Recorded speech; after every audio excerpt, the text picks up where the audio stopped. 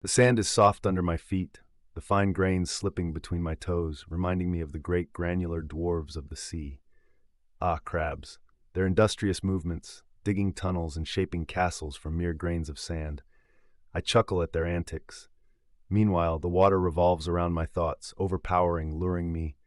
The all-consuming blue of the sea dances in front of my eyes, a mesmerizing ballet of waves and light.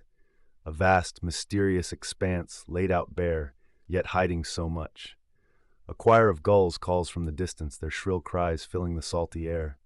How humorous their resemblance to the raucous barks of sea lions. It's as if the earth and sea play this wonderful game of mimicry. Perhaps even those endearing little crabs imitate the birds, their claws fluttering like feathered wings. Snap out of it. Shaking my head, I try to focus on the feelings, the emotions, the colors around me, not just the crabs everywhere. The sun paints rouge on my cheeks, yet all I can think is, would crabs suntan? Suddenly I find myself captivated by the delicate trace of white sea foam left behind by the receding tide. A temporary outline on a gigantic canvas painted by the uncontrollable brushstrokes of the sea, much like the fleeting imprints of crabs on the sand. There they are again, those marvelous creatures. Why is that our thoughts often take a turn towards such marvels? Perhaps because it's who we are, complex thinking machines programmed to appreciate beauty and intricacy. My breath dances in harmony with the ocean's ebb and flow, in, out, much like the dancing claws of, don't do it, but it would be a beautiful comparison.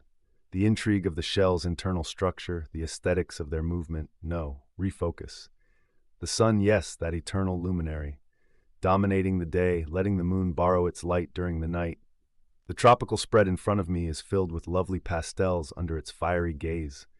Pastels yellow, pink, orange. These hues remind me of those crabs on the tropical island I once visited. The medley of reds and oranges, how they blended perfectly with the sand.